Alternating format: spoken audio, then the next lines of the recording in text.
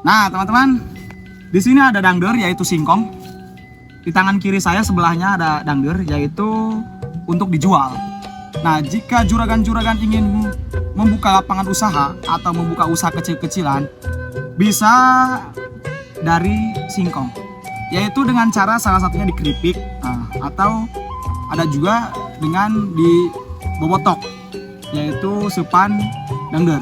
Nah, ada juga yang lebih terkenal yaitu peyem dangder, yaitu peyem singkong.